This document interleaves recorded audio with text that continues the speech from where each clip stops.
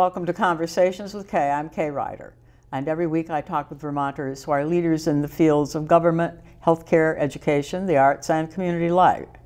My guest is Jack Neuhauser, and he is the president of St. Michael's College in Rochester, Vermont. And welcome to our radio listeners on 99.3 FM WBVT-LP. Welcome back, Jack. Thank you very much, Kay. It's good to be here. Now, you're resigning as the president of St. Michael's College next year in June of 2018. This will be our last interview, our last official interview. It's been great to talk with you over the years.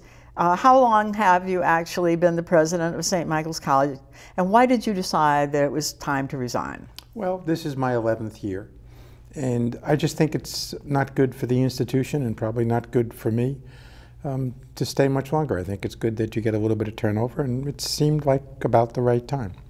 A lot of college presidents seem to resign after about 10 to 15 years in that era. Yeah, in that I think that so. time Yeah. span. I think it's pretty bimodal. I think there are some who resign within the first 3 or 4 years who are probably asked to resign, and some who stay a good deal longer. But the median now in this country, I think, is between 6 and 7 years. So I've stayed long enough, probably.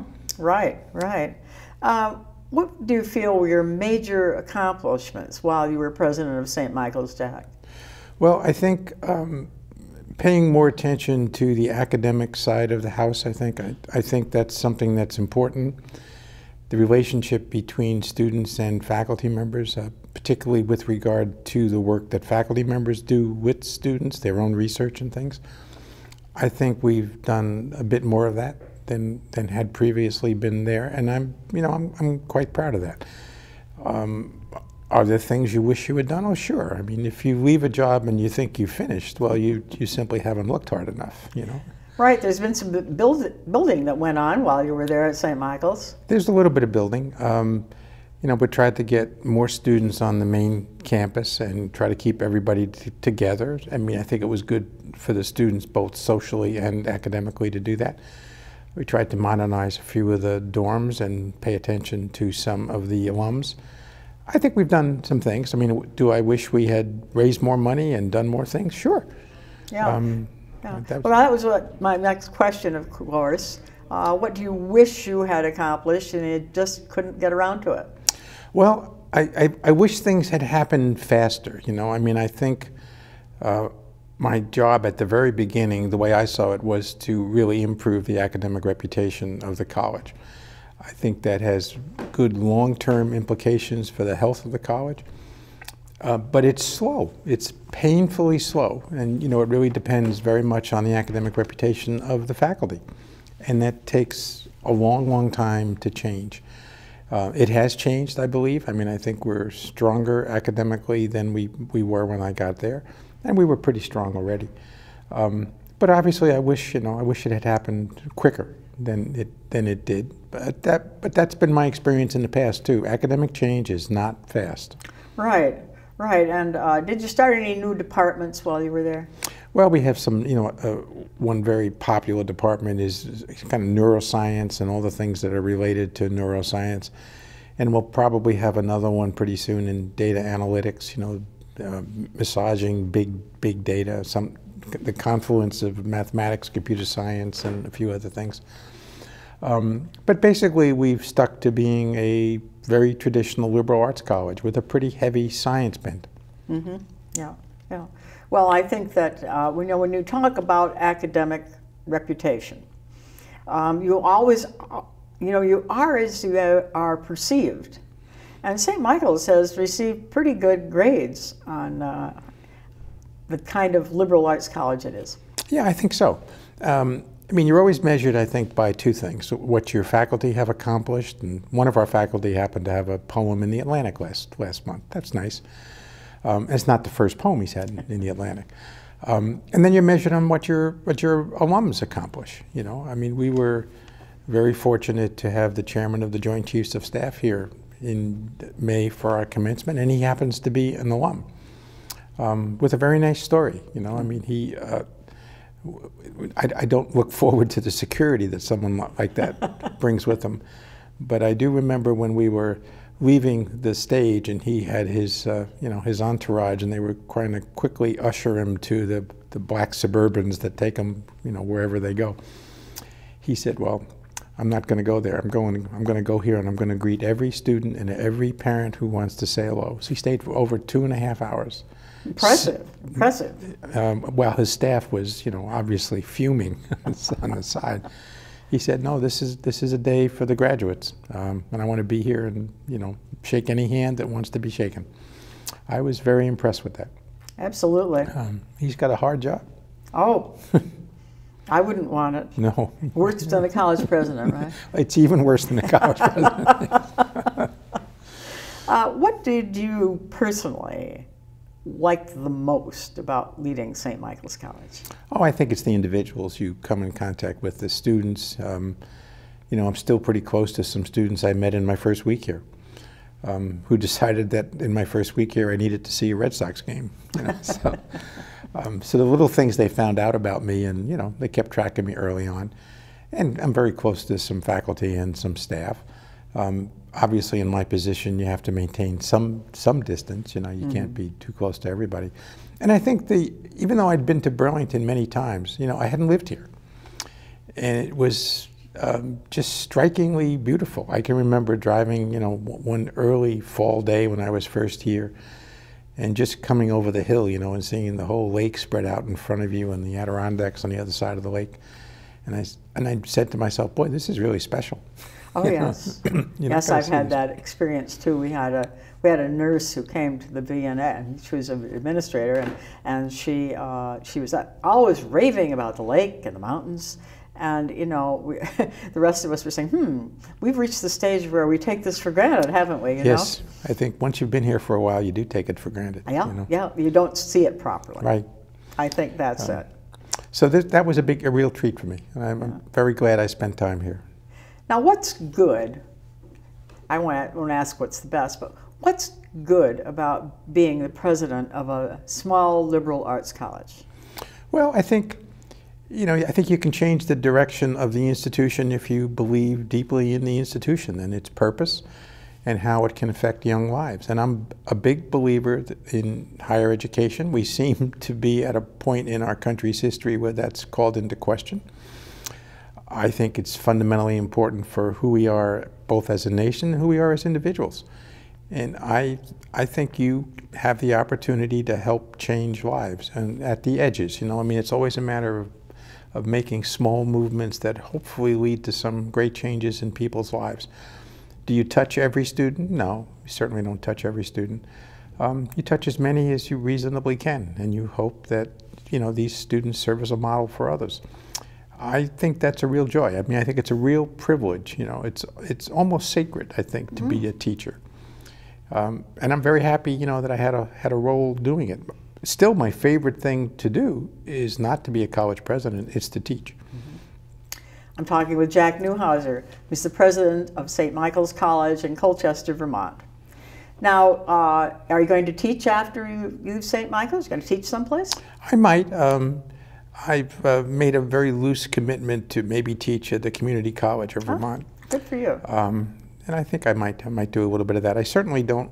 I don't think I will retire easily. So I think I have to find a way to keep myself busy. Yeah, I think so. We'll talk about your retirement a little bit later. And I like the idea of, now you were a teacher, you were a professor before you came to St. Michael's. Yes, I had been an administrator in higher education for a long time, but I almost always taught when I was an administrator, and I liked it. It was certainly a diversion from the day-to-day pressures of being an administrator.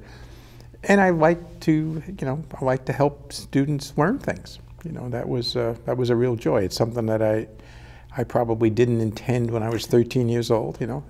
But like many people, one person in college changed me, and I hoped I had the opportunity to do that to some others. It's amazing how, when we look back on our lives, how many people will mention a teacher. Oh, yeah. There's even some significant data now from, the Gallup organization has been gathering this data for a few years. They started, I believe, Purdue, about what made someone have a satisfying life. Was there anything in college that did this, or the university? And they found a few things, but one of them was the most telling thing was a significant relationship with some other adult while you were at school, that lasted over a period of time, probably longer than a semester. Could be a coach, could be a teacher. And when I look back on my own life, yeah, that was certainly true. There was one person who I didn't know well, who had a tremendous effect on what I wanted to do and how I wanted to really affect others. I had a great chemistry professor. He was a marvelous man, and he expected a great deal. Oh yeah, but he was a very, very pleasant man. I mean, and he took the time. Well, he would come through the labs. Of course, the graduate students ran the labs, but he would come in, and sometimes he'd lecture at the labs. But he'd always wander around where we were, trying not to blow things up, so to speak. and he would wander around, and Professor Helmkamp would just, well, this looks like you're doing an experiment on so and so. He'd stop and chat for a moment, and you could see he was very interested in what he was teaching. Yeah, I think that's essential, frankly. I mean, I think you have to be involved with what you're teaching, but you have to also pay attention to individuals and know how to pay attention to individuals. Not everybody does. Nope. But this one fellow taught me mathematics, and in an area I thought I had no interest in, and he completely changed my life. Well, that's great. Yeah. Yeah, that's wonderful. Does St. Michael's face any special challenges because it is a small liberal arts college connected with the Catholic Church? I don't think because of its connection necessarily to the Catholic Church or the Edmondites, but the fact that it's a small liberal arts college, yes, I think that does present some very significant challenges. I mean, the number of high school graduates in the Northeast will decline about 15% by 2030. And we have the most densely populated small liberal arts colleges in the nation. I think that's a significant challenge, especially when liberal arts colleges are currently, at least in the popular press, out of favor. And despite the fact that we all love, Vermont and this little northwest corner of Vermont, it's a long way from Boston and New York, where most of our students are drawn from. So I think we face challenges in terms of enrollment, which of course for us is also a financial challenge, because that's how we finance the business. Well, now, Jack, let's talk about that. Now, St. Michael's is expensive to go to. You must have a lot of scholarship aid. You must need more scholarship aid. Yes, I mean, liberal arts colleges, well, colleges in general in the United States, except at the very top tier, have a very unusual pricing structure. I mean, they have high advertised prices that almost nobody pays. Our room, board, and tuition is almost $55,000. The average family pays about $29,000. So, I mean, the actual cost to families, at least for small liberal arts colleges, has been nearly flat for a decade. Which actually exacerbates the financial pressures, because the net tuition, of course, is also flat, and it has been since 2008. So that makes things very, very difficult, I think. There's no easy way to extricate yourself from this particular pricing model, unless you can improve the reputation of the college. Then you're somewhat more immune, and you can actually distribute financial aid, I think, in a much more rational way. That's hence my interest in trying to improve academic reputation. Right now, one way, of course, to raise money is to have a capital funds drive. Do you think it's about time for St. Michael's to have another one? Yes, I think it's overdue. I think we were pretty seriously delayed by the 2008, recession. We were in the early stages of planning for a capital drive then, and we were advised that this is just not the time. I think we probably waited too long. I think we should have probably planned on doing something, but it's hard to forecast when this recovery will happen. It's been pretty slow. Right. Right, it has been slow. Yeah, so but I think we're overdue. So I think I'm sure that my successor will quickly be involved, and we'll try to lay the groundwork as best we can. Right now, the big universities seem to be able to handle this problem perhaps a little bit better. They get a lot of money from businesses and the government all the time. They're, the research. It's research driven. How much is St. Michael's research driven? Well, in some areas, you're really dependent on research in order for the faculty to continue to grow.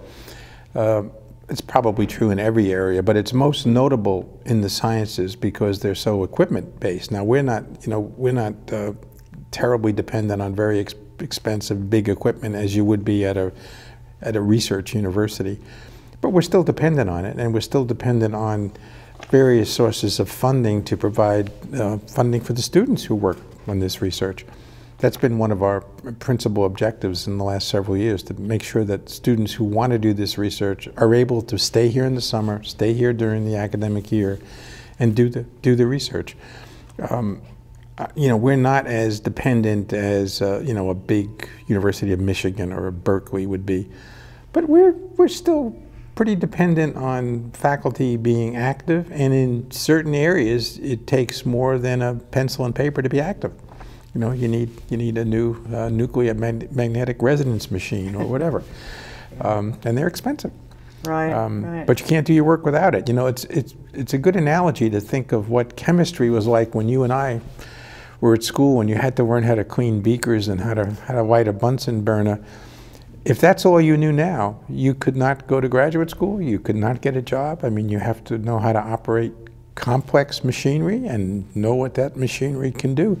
And it's expensive, but if you want to be a chemist, that's what you have to learn how to do. So we have to, in our laboratories, we have to have that sort of equipment. Yeah, I went to a very research-oriented university, the University of Rochester. And by the time I graduated, my senior year, I was working with a lot of quite complicated, things at the university, and those had to be paid for. And then when I went out to work, and I was doing some research in New York City for cancer research, and I was working with the tagged compounds. Right. And so and I got background on that at the University of Rochester. So it's a great continuum. And you're right, you have to have the things there to learn about what you need to know. Yeah. Before you step out the door. Yeah, I mean, colleges and universities played two distinct roles. I mean, they certainly, and probably to an increasing degree, prepare you for the next step in your life.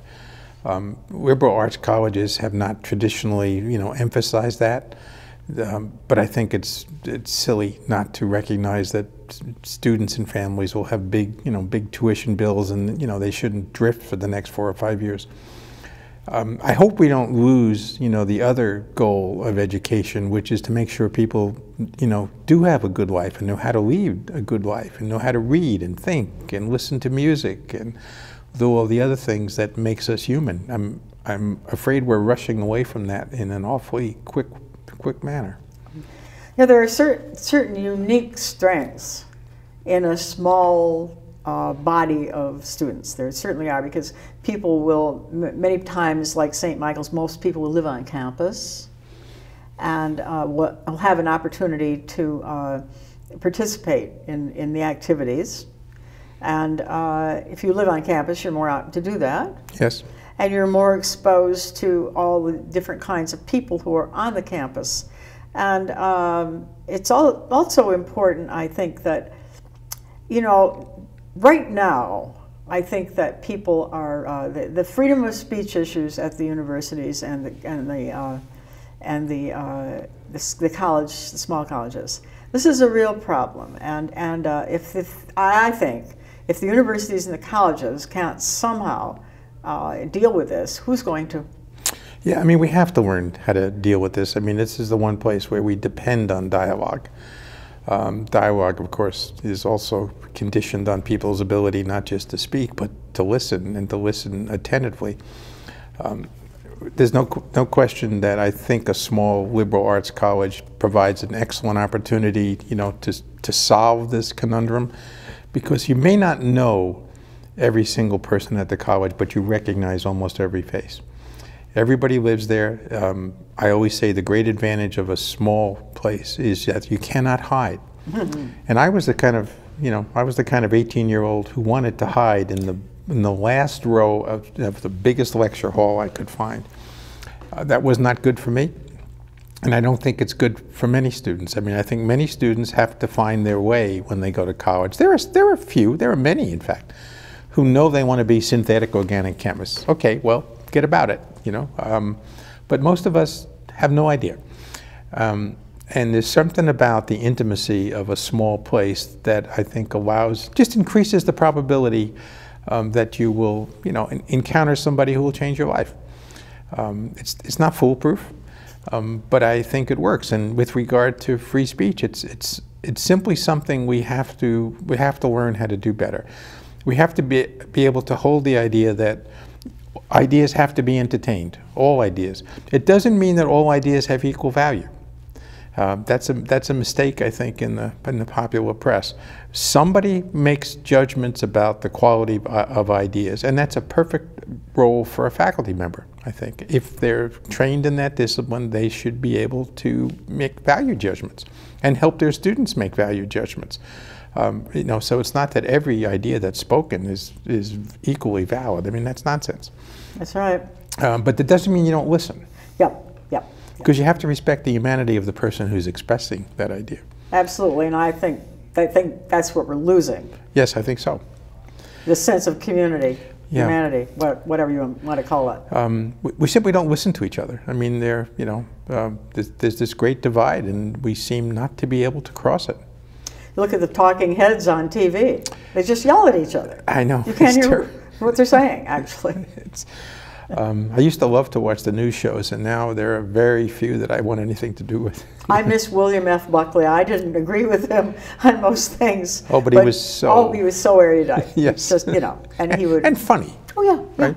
Gwen Ifill. I mean, I thought she was a terrific interviewer, you know, and we lost her. I'm talking with Jack Neuhauser, who's the president of St. Michael's College in Colchester, Vermont. It sounds like you've enjoyed all your contacts with the students, but do students from other countries play a unique role in a small college like St. Michael's? Yeah, I think they do. I mean, and we have some in the residence halls. I mean, we go out of our way to make sure that students mingle pretty well, because, you know, we have, because of our programs in English as a second language and teaching English, we have a fair amount of students from People's Republic of China, or from Japan, or even from Saudi Arabia. And maybe especially the Saudi Arabian students have been a real eye-opener, I think, for some of our other students, because obviously we have men and women from Saudi Arabia, and, you know, the customs and mores are quite a bit different than, you know, the average college, you know, freshman might think. And I think the simple mixing of people and recognizing that, you know, there are different ways to view the world is very important when you're 18 and 19 years old. Right, you have a unique opportunity to do it right then for 4 years. It's a great thing if you get this opportunity. Yeah, I feel the same way about study abroad. You know, it's a wonderful opportunity that, frankly, I didn't have as a college student, but I made sure all my kids, my own children, had it. That's great. You know? You mentioned that you might teach after you leave St. Michael's.